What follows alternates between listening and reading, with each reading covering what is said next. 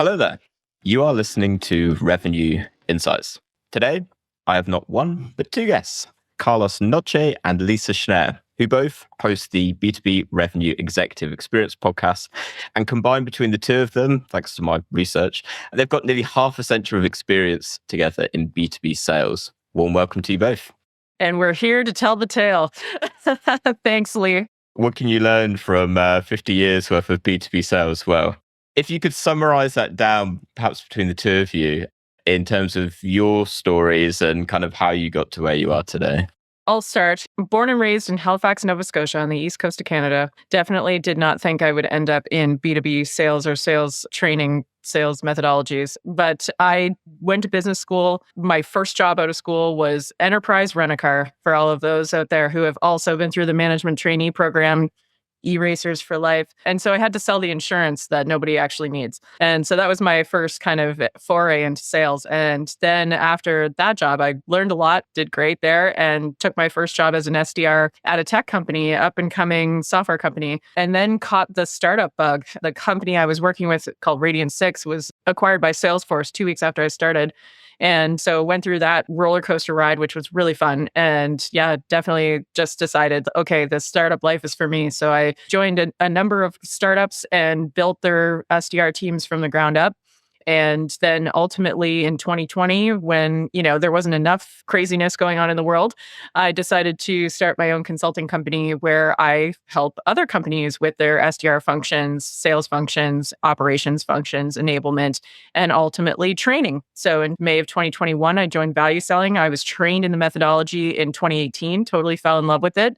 And when I had the opportunity to join the ValueSelling team, I leapt at it. So that leads us right up to today, pretty much. It's been a great 3.5 years and really excited to be here. Beautiful. And Carlos?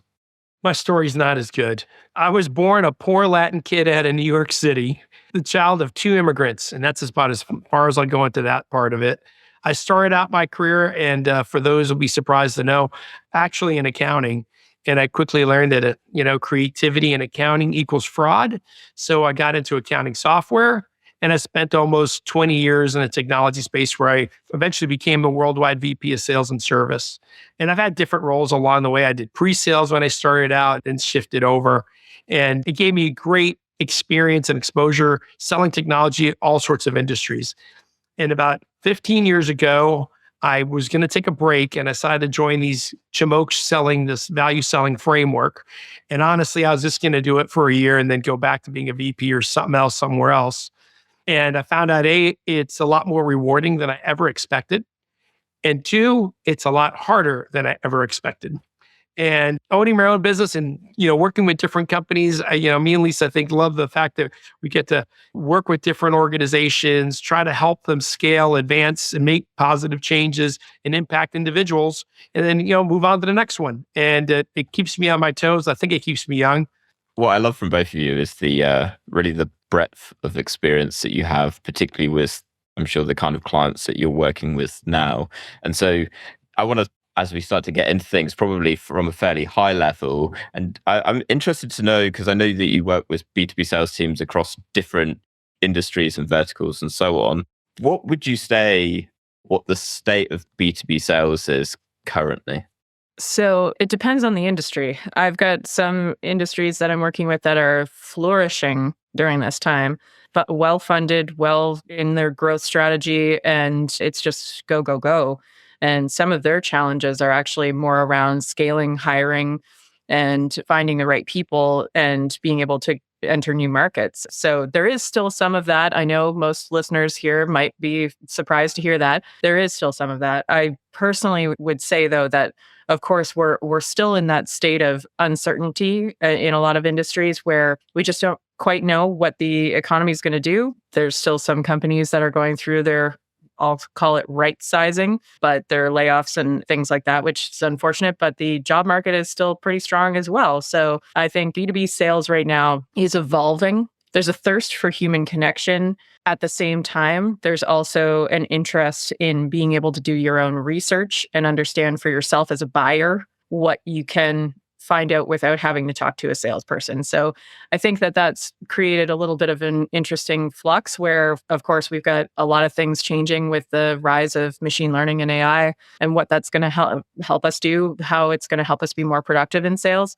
And then on the flip side, also that, like I say, there's the craving for human interaction and human empathy and authenticity. The one thing to think about economic times now is cash is expensive. So the days of cash is cheap. So we're going to hire a bunch of people. We're going to get things growing because we can get well funded.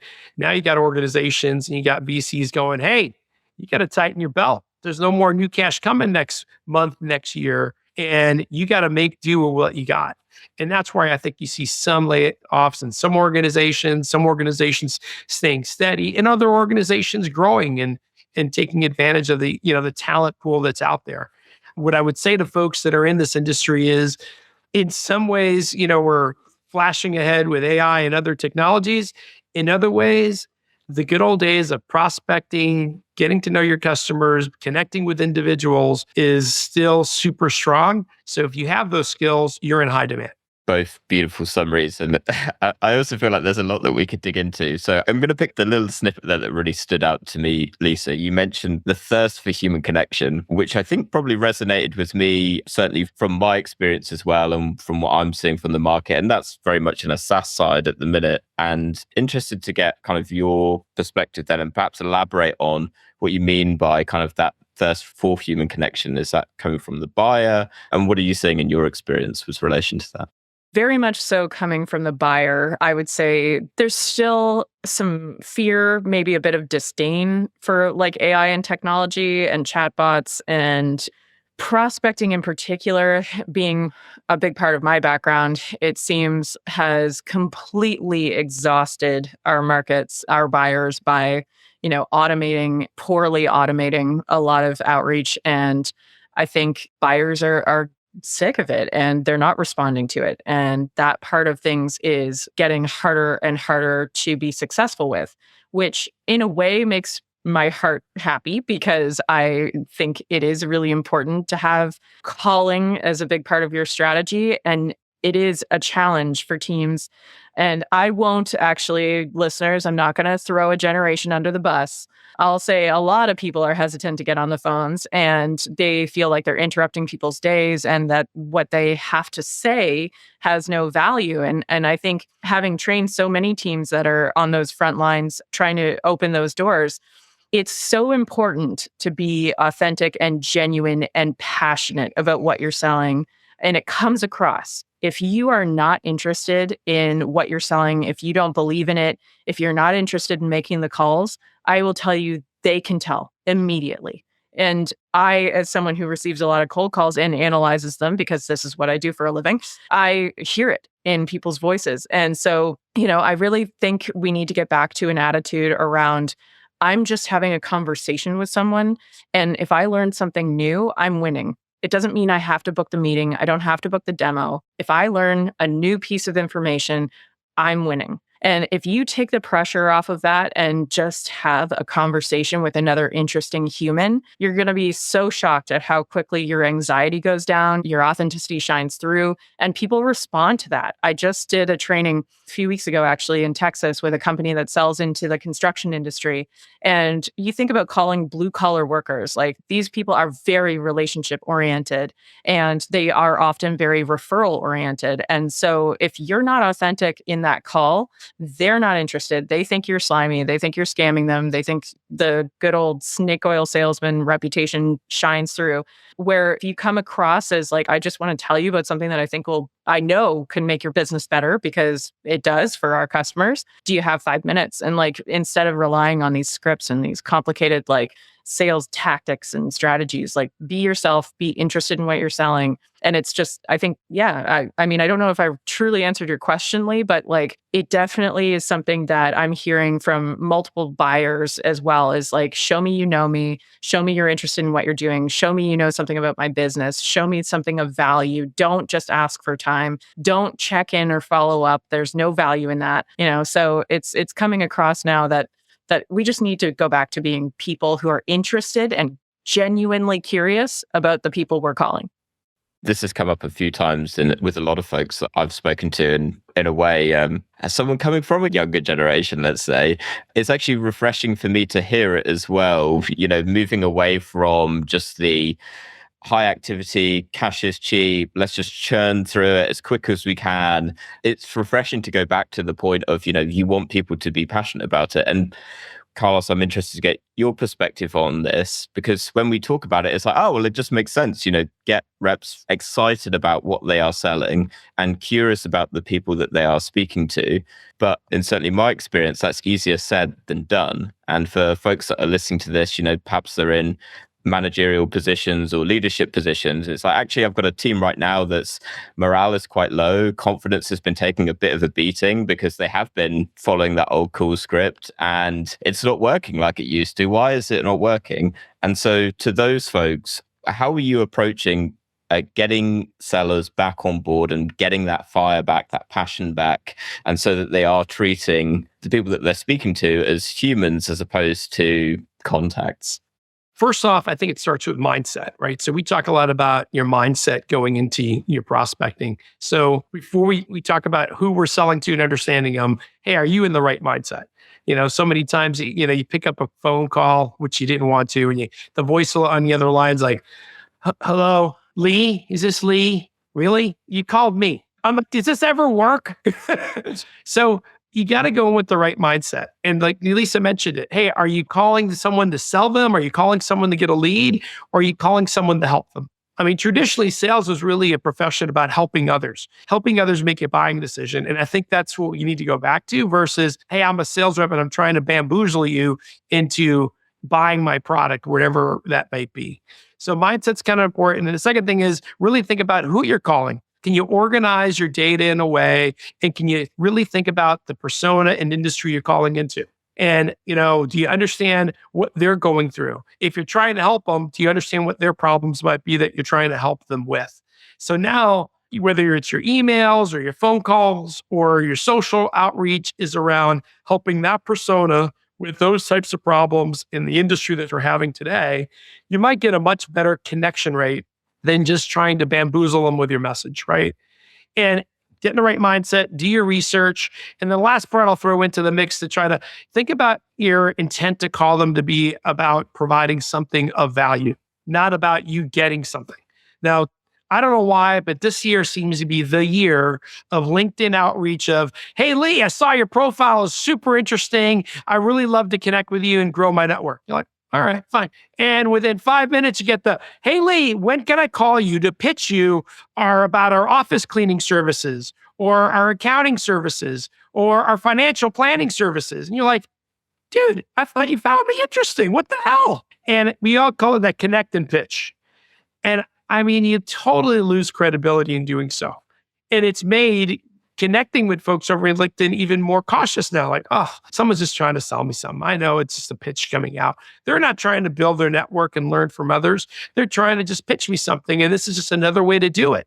Because, I never respond to their emails, of course, and I never answer their phone calls. So just trying to give you a couple of different ideas to try to change the mindset, think about, who you're really calling and really trying to provide something of value in calling them. Completely agree. And so I'm interested to pull from, and I know you both leveraged the value selling framework, which is, if I understand it correctly, talking along very similar lines to what we're talking about here. So what I'm interested to kind of dig into then is, because all that we're talking about is really starting to boil down to messaging that's really effective and messaging that actually puts the customer or the prospect like front of mind and really trying to understand the challenges that they've got and how you can potentially help them, which on a very simple level is like, okay, I get it. But how do you start to build that at scale? How do you start to create something that around that very simple point starts to make it more consistent?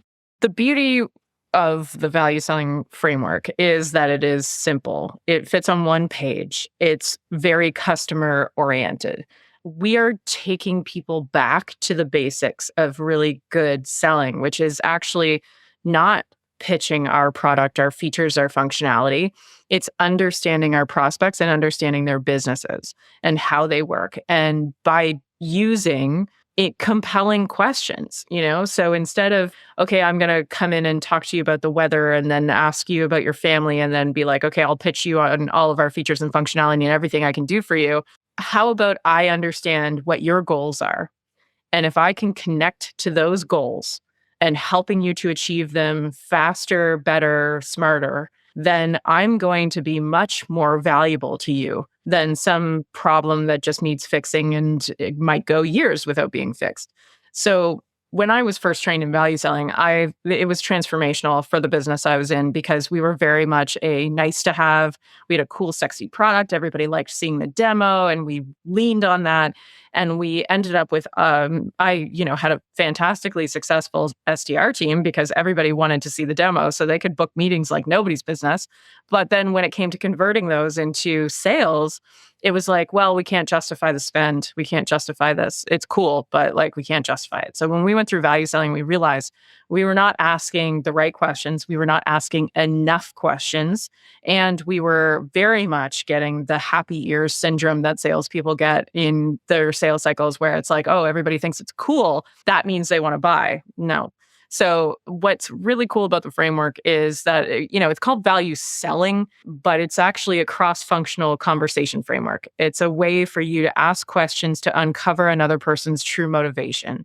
That actually transcends sales. That goes across entire revenue teams. That goes across, honestly, we've got people who use it with their boards, their investors. People use it with their kids. Like, it's like, we have a colleague who says, like, statements cause conflict, whereas questions uncover solutions. And so when you're asking questions and you're genuinely curious, then you are fully actually bought into the fact that, like, I can help this person. And going back to your Carlos's answer to your last question there, Lee, was like talking about how do you get people over the grind or the burnout that might come with sales. And I was just thinking the whole time, I mentioned briefly in the intro that I worked for Enterprise Rent-A-Car right out of college, and I worked at the airport, and I'm watching families come off planes for their family vacation that they could barely afford as it was. And then I've got to sell them something that's going to be another, like, at that time, it was like $25 to $35 a day.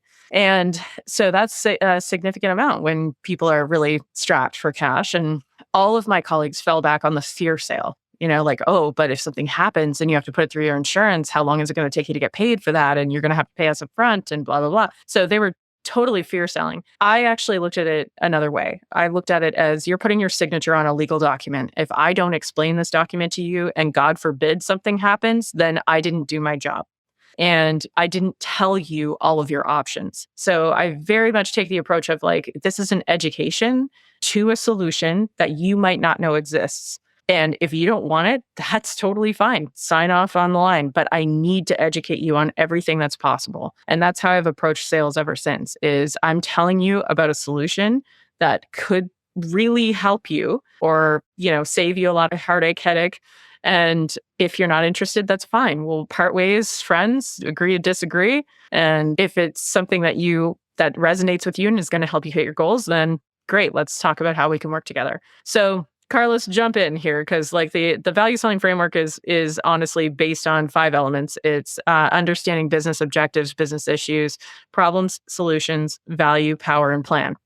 And that fits on one page, and it's the way we ask our questions. It's the way we design our questions. And there's a big piece of that that's also part of understanding differentiation in your market and what makes you special, what makes you unique. Why would somebody work with you over anybody else? And going through the process is, I often walk into the room and say, this is going to be eat your vegetables hour. Like, we're not talking about anything revolutionary. We're talking about going back to the proper diet and exercise you need to follow in order to be healthy. And so that's a lot of the fundamentals of it. Not a convoluted answer in any way. Absolutely love the perspective on it. And actually, there were a few things coming up to me, like as you were talking through it. But what actually I'm really quite curious to understand a bit more, and maybe Carlos, I'll throw this one to you, is through all of that and the way you explained it, Lisa, it's all about asking the right questions to get the right answers out. And what I like about that is because that's given you a rich amount of information from which to work from, right? Then the question is, now what do I do with that information when I've got it? So, I've spoken to lots of folks that various different methodologies, from your med picks to your challenger sales of the world. And pick your poison, I think, at this point, but they all come back to the same point of it's all well and good getting that information. And I look at it from a data perspective where it's like, okay, we've done our qualification now and we've got this information. Now what do I do with it? So I'm interested in the value selling world and from the value selling perspective, how you then go about leveraging that information. And to your point, Lisa, just before we get into that, I know you mentioned you can use it even with your kids. So maybe if I narrow it down to, if we focus on sales for this part of it, but feel free to expand. So Lee, you hit the nail on the head, all these different methodologies, and I've been through 11 different training programs throughout my career. I mean, they all talk about what information you need to get. And unfortunately, then our questions turn into ways of getting the information we want versus really uncovering the facts, the real data behind it. Not every customer is the right customer for you. Not every customer is at the right time and in the right situation to fit your needs. So once you get beyond, we create a great mousetrap and it's really sexy and cool, and those early adopters are done, and you really got to get back to really selling a product is really the pivot point where we usually come in. And then we get back to, okay, first of all, whatever the framework is it internally facing, like this is what you need to do to sell them? Or is it externally facing, hey, this is what you need to really identify the right buyer in the right situation to convince them to make a buying decision? I kind of wish we got rid of the word selling in our thing because nobody likes to be sold. The reality is everybody loves the buy. So how do we help people buy the right products? And our questions should be around helping them through that process, into the cycle or out. So when we think of it that way, I think it's a small little pivot point on how you use the process. So your next question is, okay, well then, what do we do with the information? Well, first off, if you really thought about, hey, everything I'm asking them and everything I'm capturing should be information I'm providing back to them. Gartner says there's 6 to 10 people involved in any enterprise deal, where it's like 7.2. Haven't found the 0.2, but it's a lot of freaking people. And the reality is you don't even get to talk to all of them. You want to, but you don't. So you got to rely on others to champion your cause internally and say, hey, here's why we should do it. Here's why we should do it now. Here's why we should do it with these folks, right? So when you think about capturing this information, we call it a mutual success plan. Can we feed it back to them in a way to document, hey, Lee, here's why you're looking around. Here's why you're trying to do it now. Here's why you're trying to do it with us. Plus, here's how you need to justify it. Here are all the people that need to get involved. And here are the steps to not only make a decision, but actually implement, go live, and get the outcomes, the value, if you will, that you're actually seeking for within this time frame. So if you really ask questions that help the customer make a buying decision and document it that way, it would be the same data you would need internally. Because internally, you mentioned the word scale. Selling is a team sport, right? We're not showing up at your door with a little suitcase or a vacuum to sell you. We got a whole organization we're trying to get behind us, from marketing to sales to pre-sales to services to customer success.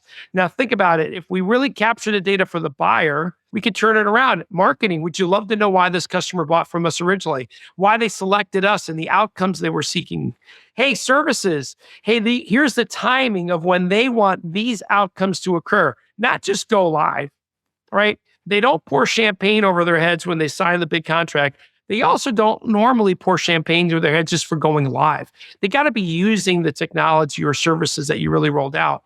So what's the timing for all that? Because you talk to organizations big and small, is the people, the committee that makes the buying decision is not always the people or the committee that roll it out and get it going. So how do you help with that transition?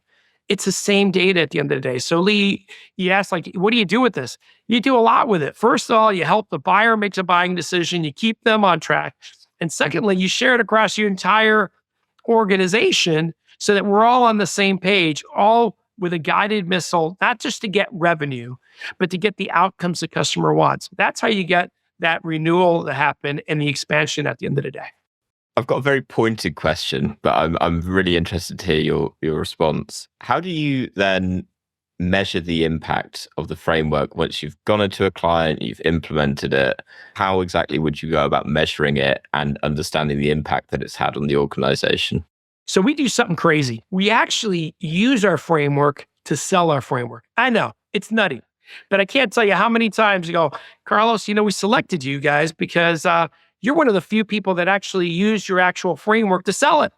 So one of the things we try to do early on is, and I even document for them, hey, we want to identify how are you going to measure success? What are the outcomes that you're seeking to achieve as an organization? And I want to document it. And they might be business outcomes for the organizations, grow revenue, improve margins, improve the number of products that we attach to that initial sale, whatever those are.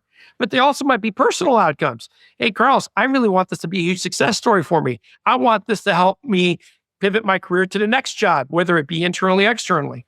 Now, on the business outcomes, we documented them. It's all part of the mutual success plan. And now we can use that to track our success at the end of the day. Beautiful. That was simple.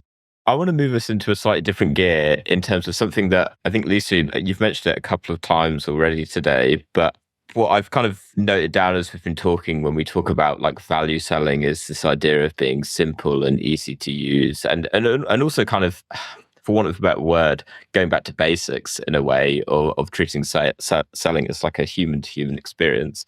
And of course, we've also got this looming technological kind of revolution. Is that a bit strong? Coming in with AI and to your point, it's actually pushed buyers to being even more fatigued with AI generated outreach and automations and so on. But going into the future, do you see AI as playing a key role in kind of the seller's tool set? And I'm interested to know your perspective of why or why not.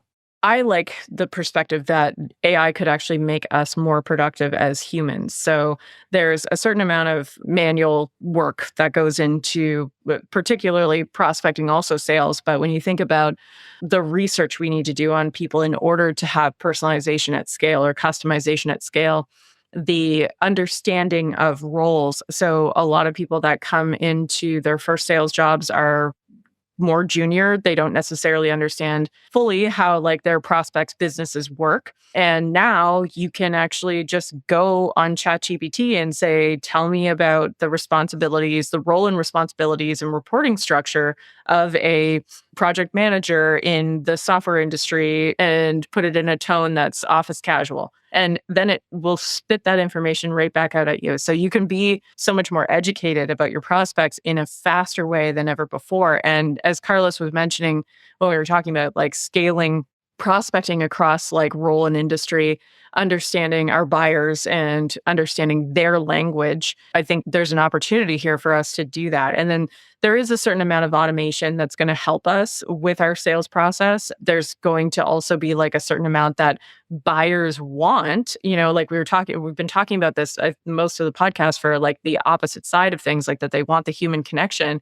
There's still a very large amount of buyers who would prefer to do their own research, that would prefer to get to the point of, I feel like I fully understand my options before I engage with a human who's going to quote unquote pitch me, so there's going to be a lot of information available to our buyers. And I think that AI is going to help us in a lot of ways. It's going to make us more productive. It's going to take away some of the manual tasks. It's going to, or like automate some of the manual tasks, but it's also going to help us to fully understand the problems that are facing certain industries, certain executives in certain roles at certain industries faster. I will just say that I do think there's, and AI can help with this too, apparently. There's a big part of this that falls on personal branding, because one of our 6 fundamental principles of value selling is that people buy from people. They don't buy from companies, they buy from people. So if you can beef up your LinkedIn profile, really have a voice, be credible in your industry, build that credibility through your personal branding so that when that buyer is doing their own research, what's there for them to find? Like I say this to SDR teams all the time is, like, especially if they're not that active on LinkedIn, it's kind of like, well, if I'm interested, I'm going to Google you or I'm going to look up your profile on LinkedIn. What's there for me to find? What am I going to deduce about you from what I find? And so if I can have ChatGPT help me to build a better profile, to write something better, and it's not just ChatGPT, there's so many different options out there. We talk to SDRs a lot about the Hemingway app, which is something that helps you make things more succinct and brief and properly written. And so all of this combined kind of leads to the rise of, I guess, productivity, but also authenticity, being genuine, yet also being future focused. I guess I've been around enough to see different technologies come and go. For folks that think the end of the world is coming because AI is here, I don't think it's over just yet. I think our profession is still here, but like anything, I agree with Lisa. It's a great tools to have. And if you're not playing around with AI, I don't know why. Whatever your role is, you should be dabbling with it and kind of seeing how it works and educate yourself on it. Because I think it's a great tool to make you better at whatever you do. On top of that, when you think about the industry, hey, if it's going to make you better, I think the reality is human to human connection, which is something that Lisa brought up, is still critical. We had a CISO on our podcast and we talked about how do you get information? How do you look for new products? How do people prospect you? And he goes, honestly, I go to all these different trade shows and group settings to learn from others. If you really want to sell me at my level, be brave enough to be one of the speakers and talk about your hypothesis about what problem you're seeing out there and what way you think you could fix it, because that's how I absorb information. I'm not getting it from the cold call or the email that you're sending me, right? So if you think about it, we got to find a way to still connect individuals. And even in that setting, AI would be a great way to be better prepared for having that human-to-human connection, for getting better at it. Folks, sending a single sentence over text is not the way you're going to create human-to-human connection in the future. You're going to have to look somebody in the eye, which is hard, listen to their boring conversation, and find out some way of creating interest with them and making a human-to-human connection with them. I love that. And I will say, Lisa, that the mention of the Hemingway app was not what I was expecting out of this conversation. But I would second that. And also on that note, and I come at it from a marketer's perspective, but I feel like with GPT-3, when that came in, that was kind of like 5 years ago now, that was supposed to come in as like, well, this is the end for copywriters because AI is just going to replace you. And actually, a really good example that I could share that I feel like would be relevant for people is that how I use it now is actually I might write one line, and that could be, for me, like copywriting as you might for an email. And then I go, it's not quite right though. And I'll use ChatGPT and be like, this is my tone of voice. Can you give me a bunch of variations on that? And so it gives me ways of when I can't get through that initial block of writing it in the way that I really want to. It's a really nice way of getting ideas and suggestions. And I also love the idea of using it to support that research as well, to be able to go a bit deeper than, hey, I checked out your LinkedIn profile and I saw that you're responsible for this, and therefore you must be relevant to this thing that I'm trying to sell. And it's like, oh, yeah, well, you and everyone else has made the same assumption rather than doing that little bit more to really dig a bit deeper. I think everyone's into building their own personal, well, I say everyone, a lot of people are into like building their own personal brand at the minute. You could stick a transcript through from a podcast, right, and summarize it. Guys, I have one final question for you both. Feel free to, whoever wants to jump in first, but I would love to hear from both of you on it. What is one book that you'd recommend to other revenue and sales leaders? I have a number that I like. It's not actually a sales book, though. Like, I actually really enjoyed Atomic Habits by James Clear. And it's going to impact all aspects of your life because he does really break down the science behind how we create new habits, how we break old habits, and making it bite-sized so that it's not so overwhelming to change. And yeah, I think that's an important one. Julie Thomas just came out with a new book, The Power of Value Selling. It's the framework that we all sell and make a living off of. And I think she actually did a really good job in her latest book of kind of going through in relevant stories, the different aspects of selling. And I enjoyed it. But there's a lot of great books, as Lisa said, but you told me, Leah, I only can pick one. I'll give you one non like kind of self-promotional pick if you'd like, Carlos.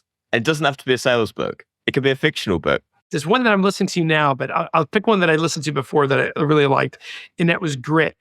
And I think whether it's sales, marketing, whatever, it's not the higher education. It's not where you went to school. It's not what sports you played. Are you gritty enough to fight through the hard stuff? Especially, I think, for the younger generation these days, and maybe because I'm sounding old-fashioned, grit is failing at something, waking up that next day and going, you know what? I'm going to find a different way to get over this because I know I can overcome this mountain ahead of me. And I really enjoyed that book. And you can't see it behind me. I even got a little poster on grit behind me. I'll make sure we put links to all of those into the show notes. All right, Lisa, Carlos, it's been an absolute pleasure having you on and picking your brains about all things selling and I think a lot of value selling today. For anyone at home that perhaps is interested to connect with you, ask any questions, maybe even listen to your podcast as well, because I know we talk about lots of similar things, where can they find you?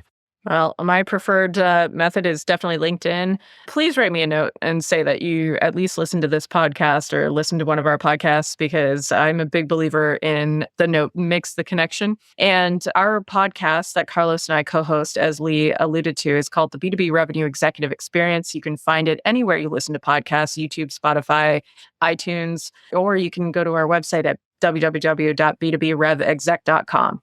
For me, same thing, LinkedIn. And Lisa, I love your point about, if you are going to link into me, send me a little note of why you're linking into me. If you reference this podcast with Lee, that's awesome. At least it gives me a reason why to connect with you. I'll be sure to include links to all of that down below.